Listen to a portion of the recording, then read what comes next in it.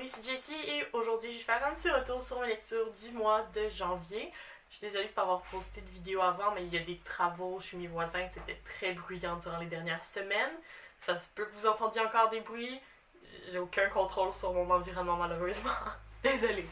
Parfait, donc on va commencer. Le premier livre que j'ai lu en fait ce mois-ci c'est Sapi. C'est un petit recueil de comics très mignon. Ça parle d'un couple en fait qui aménage ensemble et c'est juste leur vie ensemble à partir de ce moment-là. C'est vraiment mignon. Il y a très peu de dialogue, donc on peut vraiment plus se mettre dans la peau des personnages, je dirais. Puis j'ai trouvé que c'était assez représentatif.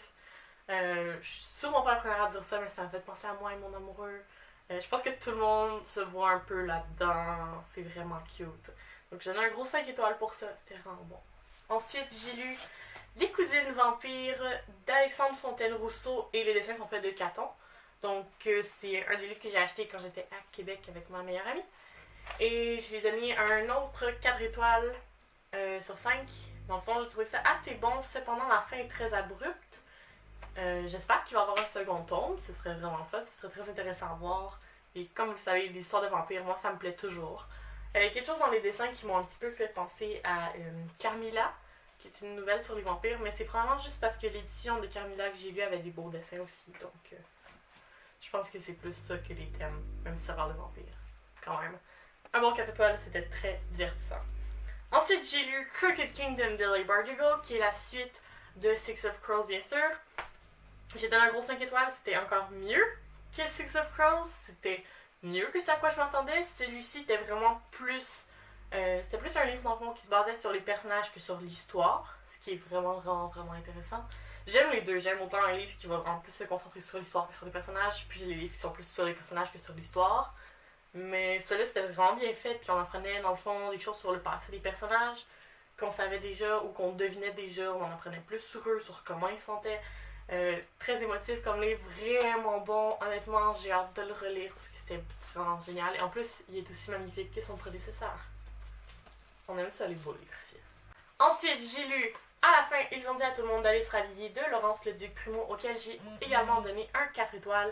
C'est vraiment un excellent livre, j'ai beaucoup aimé. Donc ça parle d'une jeune demoiselle qui est dans le sud, elle échappe quelque chose, on sait pas quoi, elle est vraiment découmée. Puis on suit un peu ce parcours-là. En fait, c'est comme des petites nouvelles un peu poétiques, c'est vraiment beau. Il y a certains des passages qui m'ont un petit peu choquée peut-être. Mais sinon, chose que j'ai vraiment adoré ce livre-là, ça se lit quand même bien. J'aimais ça lire quelques nouvelles, juste rêvasser un petit peu, puis recommencer ma lecture. C'est vraiment, ça se lit très bien, c'est assez court, c'est de toute beauté, honnêtement, je suis vraiment contente. Ensuite, j'ai lu Des femmes savantes de Chloé Savoie-Bernard. Donc, c'est un recueil de nouvelles sur différentes femmes, différentes adolescentes, sur différents sujets.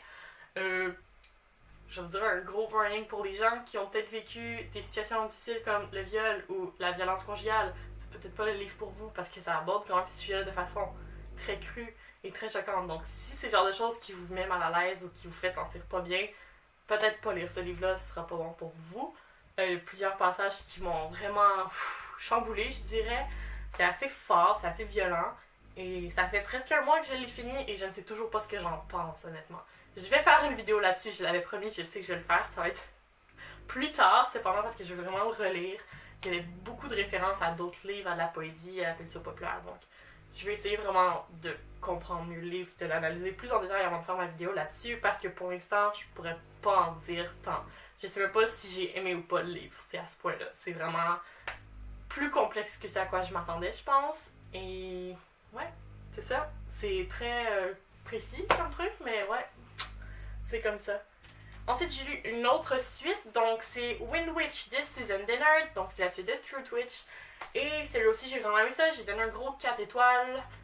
Donc, Truth Witch, c'était l'histoire de Safi, qui est une Truth Witch, donc elle peut dire quand les gens disent la vérité ou les mensonges. C'est aussi l'histoire de sa meilleure amie, Iseult, qui elle est une Tread Witch, donc elle peut voir en fait les liens qui unissent les gens. Et d'autres personnages tout aussi intéressants et époustouflants et j'aime tellement cette série. Et excellente nouvelle, finalement il n'y aura pas juste 2 tomes, il va en avoir 5. Très mauvaise nouvelle, le 3e tome sort juste dans 1 an. Il n'y a pas de date encore. Et je pense que je vais mourir.